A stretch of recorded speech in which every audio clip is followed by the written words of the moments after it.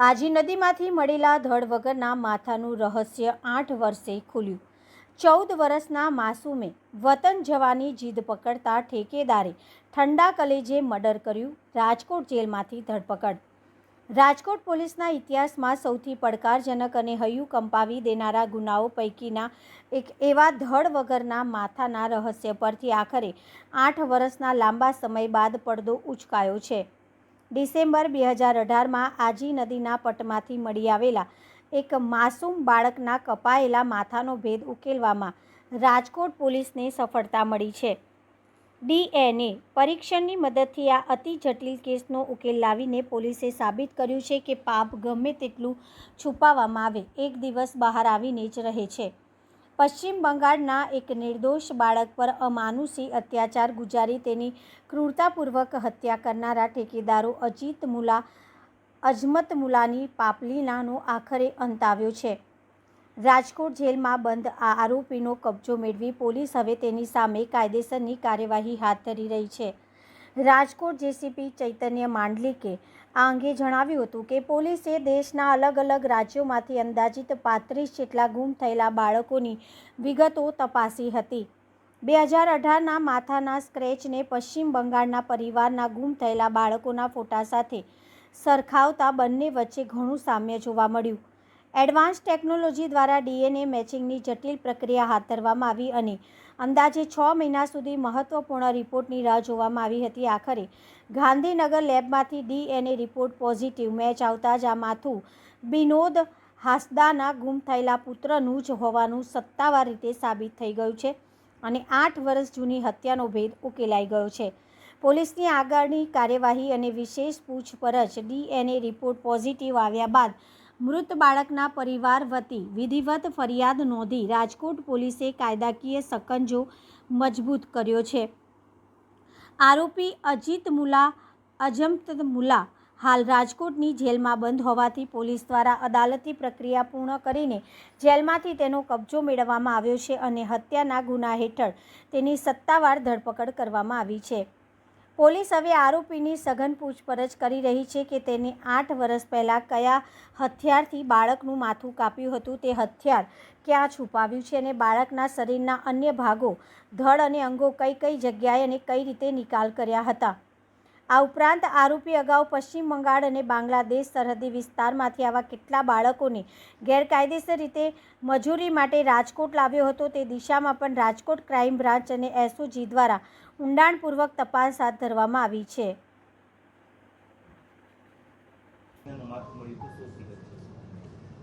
Police ટીમની મહેનત, અધિકારીઓનો પાઠપુરાવો અને ટેકનિકલ જે સાયન્ટિફિક એવિડન્સીસ છે એ શું કરી શકે એનું ઉત્તમ ઉદાહરણ રાજકોટ શહેર ક્રાઇમ બ્રાન્ચ એસઓજી એમને પૂરું પાડ્યું છે। 2018માં એક નાના બાળકનું માથું મળ્યું હતું નદીમાં, ધડ વગર હતું। 8 વર્ષ સુધી પોલીસ જવાનો સતત મહેનત કરતા રહ્યા અને 2025માં અમને પહેલી લીડ મળી કે એક જે એસઓજીની ટીમ એસટીની ટીમ છે જ્યારે એક જગ્યા રેડ કરવા ગઈ એમને ઇન્ફોર્મેશન મળી હતી કે એક લેબર કોન્ટ્રાક્ટર છે એ નાના બાળકોને બાંગ્લાદેશ અને વેસ્ટ બેંગોલથી લઈ અહીંયા ચાંદી બજારમાં એમના પાસે મહેનત કરાવે છે, બાળમજૂરી કરાવે છે।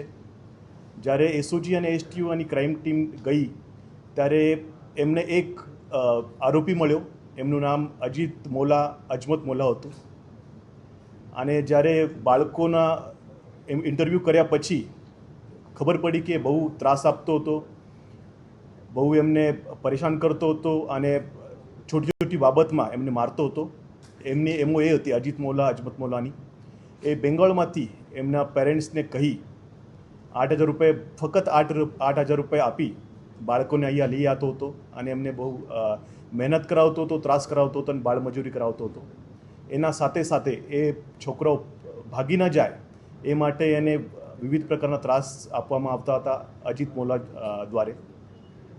અને જ્યારે ઇન્વેસ્ટિગેશન કર્યું અને કડક પૂછપરછ કરી ત્યારે અજીત મોલાએ કન્ફેસ કર્યું હતું કે હું એક છોકરાનું મર્ડર કરી નાખ્યું છે, પણ મર્ડર ક્યાં કર્યું, કેવી રીતે કર્યું એ કબૂલતો નહોતો। પણ ક્રાઇમ બ્રાન્ચ એસઓજી અને એસટીઓની ટીમે સખત મહેનત કરી લગભગ 30થી 35 રાજ્યોના CID ક્રાઇમના મદદથી જે પણ 7 થી 15 વર્ષના બાળકો છે એમના ડેટા એમને ભેગા કર્યા. એ ભેગા ડેટામાંથી કોણ આ બાળક હોઈ શકે અને એમાંથી મિસિંગમાંથી કોણ મળી ગયું છે, કોણ પરત આવેલ નથી, એ ડેટા ચકાસ્યા.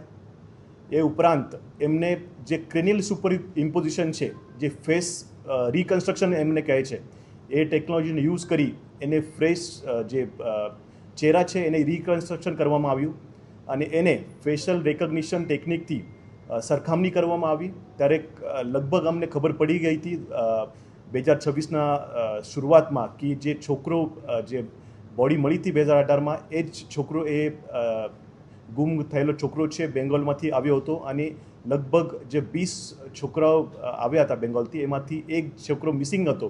એ જ એની જ બોડી હશે એવું અમને પાક્કું ખબર પડી ગઈ હતી. પછી 2018માં જે સેમ્પલ લીધા હતા એમાંથી જે DNA એક્સ્ટ્રેક્શન હતું એ બહુ ડિફિકલ્ટ હતું, પણ FSL ટીમનું હું વિશેષ આભાર માનું છું, કેમ કે અમને જે FBI ટેકનોલોજી યુઝ કરે છે એ ટેકનોલોજી યુઝ કરીને DNA એક્સ્ટ્રેક્શન કર્યું હતું અને DNA એક્સ્ટ્રેક્શનમાંથી એ છોકરાનું એના પેરેન્ટ્સ સાથે DNA મેચ થઈ ગયું હતું. તો એ ખબર પડી ગઈ હતી કે એ છોકરો જે મરી ગયું હતું એ બંગાળમાંથી આવ્યું હતું અને એક જે 20માંથી એક મિસિંગ છે એ છે એ છોકરો હતો. એના પછી અજમત મોલાની વિશેષ પૂછપરછ કરતાં એને કબૂલ્યું હતું કે એ છોકરો મસ્તી કરતો હતો અને પરત જવાની પૈસાની માંગણી કરતો હતો પરત જવા માટે. એટલે ગુસ્સો કરી એને બહુ માર્યો હતો અને મારતા મારતા મરી ગયો હતો.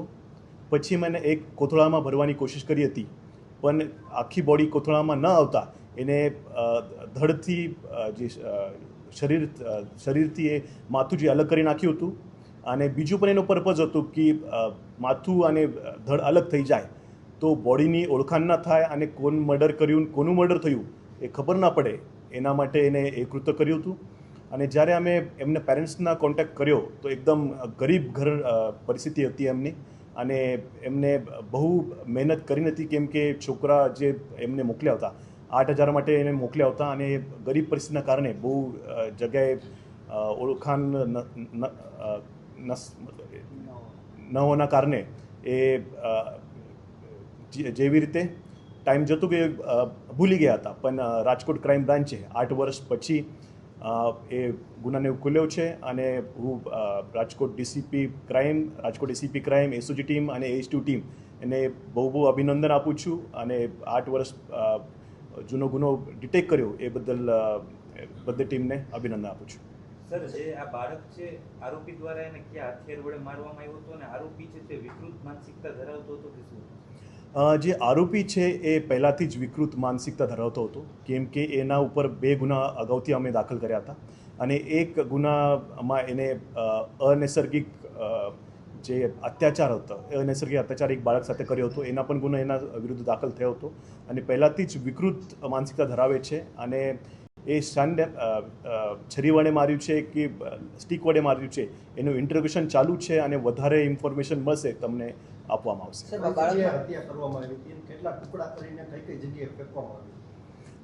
એ જે જ્યારે બાળકને એને માર્યો એ મરી ગયો એના પછી એને 2 ટુકડા કરવામાં આવ્યા હતા અને માથું અને એને અલગ અલગ જગ્યાએ ફેંકવામાં આવ્યો હતો. અત્યારે જે ડિસ્કવરી પંચનામા છે એ અમે કરવાના છીએ અને હોપફુલી બીજી જગ્યાએ જે એ કહે છે એ જગ્યાએ અમને ડિટેલ્સ મળી જશે. સર, એના પરિવારના સભ્યો ક્યારેય ગુજરાતમાં એમને શોધવા માટે આવ્યા એવું બન્યું હોય? એ બહુ ખરાબ પરિસ્થિતિ છે, એમની પરિસ્થિતિ હતી. એ પોતે આવવા માંગતા નહોતા, પણ એમના પાસે આવવાના પૈસા પણ નહોતા, પણ DNA માટે એમની જરૂર હતી, DNA માટે. એટલે ક્રાઇમ બ્રાન્ચના ટીમે એમને આવવા જવાનો ખર્ચો આપી પોતાના ખર્ચે એમને ગુજરાત લઈ આવ્યા હતા અને પછી એમને ફરીથી DNA ટેસ્ટ પછી એમને મૂકવામાં પણ આવ્યા હતા. બીજા એમની સાથે જે 20 જેટલા બાળકો બીજા પણ હતા જેને ક્રાઇમ બ્રાન્ચે જ રેસ્ક્યુ કરીને હતા, સર એ બાળકોને ખ્યાલ હતો કે આને આવી રીતના મદદ કરી દીધું છે, કેવી રીતે? 20 જે છોકરાઓ હતા એમાંથી એક ગુમ હતો અને 19 જે છોકરાઓ છે 19 છોકરાઓને એને એવી રીતે એને કહ્યું હતું કે એ છોકરાને હું પાછું બેંગોલ મોકલી દીધું છે, એવી રીતે એને કહ્યું હતું. સર, જે આરોપી છે બાળકોને કેટલા ટાઈમથી મજૂરી માટે ગુજરાતમાં કે રાજકોટમાં લઈ આવતો? એ ઘણા બધા વર્ષોથી 2025 સુધી એ લગભગ 10 થી 12 વર્ષથી એ મજૂરને મજૂરી કરાવતો હતો. રાજકોટ અને બંગાળમાં કેટલા ગુના નોંધાયેલા છે? આખો ગુનાહિત ઇતિહાસ શું છે? એને 2 ગુના એમને નોંધાયેલા છે. એક બોન્ડેડ લેબરનો જે કેસ છે એ બેંગાલમાં એમને નોંધાયેલો છે, અને એક જો પોક્સોનો કેસ છે જે અનૈસર્ગિક જેને વ્યવહાર બાળક સાથે કર્યો હતો એના માટે એક ગુનો આપણે રાજકોટ સિટીમાં દાખલ થયેલો છે. ઘટના સમયે બાળકની ઉંમર શું? ઘટના સમયે બાળકની ઉંમર 14 વર્ષની હતી 2018માં. સર, આ બાળકો જે રાખવામાં આવ્યા હતા તેની સાથે સાથે અન્ય પણ કોઈ બીજા બાળકો તે લઈ આવીને બીજી જગ્યાએ રાખતો એવું કંઈ તપાસમાં ખુલ્યું છે કે માત્ર રાજકોટ જ કામ કરતો હતો અને કરાવતો હતો? રાજકોટ એ પોતે રહેતો હતો એમના સાથે, અને અલગ રાજકોટમાં જ 20 છોકરાઓ એને લાવ્યા હતા, અલગ અલગ છોકરાઓ એને લાવ્યા હતા, અને એમાંથી 19 છોકરાઓ ક્રાઇમ બ્રાન્ચે તે વખત મુક્ત કરાવ્યા હતા, અને એક બાળક જે હતો તો મિસિંગ હતું. સાહેબ, આ ડીએનએ રિપોર્ટ થોડોક મોડો આવવાનો 8-9 મહિનાનો સમય, આનું કારણ શું મૂક્યું? ડીએનએ રિપોર્ટ સૌથી પહેલાં તો એક્સ્ટ્રેક્શનમાં જ બહુ એમને તકલીફ પડતી હતી. જે નોર્મલ ટેકનિક હતી એનાથી ડીએનએ એક્સ્ટ્રેક્શન થતું નહોતું, પણ સ્પેશિયલ રિક્વેસ્ટ કરી જે અમારા એપીએસએલના સાહેબ છે સંઘવી સાહેબ, એમને સ્પેશિયલ રિક્વેસ્ટ કરી એ એડવાન્સ ટેકનોલોજીથી એક્સ્ટ્રેક્શન કરવામાં આવ્યું હતું અને રિપોર્ટ લેવામાં આવ્યું હતું. કેટલા દિવસના રિમાન્ડની માંગ સાથે રજૂ કરાશે અને કયા કયા મુદ્દાઓને લઈને પૂછપરછ આપશે? ટ્રાન્સફર વોરંટથી તો એને લઈ આવ્યા છે. હવે રિમાન્ડ જે છે કોર્ટમાં એમને પ્રોડ્યુસ કરવામાં આવશે અને મેક્સિમમ રિમાન્ડ એમનું માંગવામાં આવશે. આવનારા દિવસોમાં કોઈ ખાસ ડ્રાઈવ યોજાશે? અમારી ડ્રાઈવ લગાતાર ચાલુ જ છે. બોન્ડેડ લેબરની પણ ચાલુ જ છે અને બાંગ્લાદેશી નાગરિકોની પણ 5-6 દિવસ પહેલાં થઈ હતી, અને લગાતાર અમારી મહેનત ચાલુ જ રહેવાની છે. અને 2022માં પણ એક અમારું એક અનડિટેક્ટ મર્ડર છે, એના ઉપર પણ અમે આપણી મહેનત કરી રહ્યા છીએ.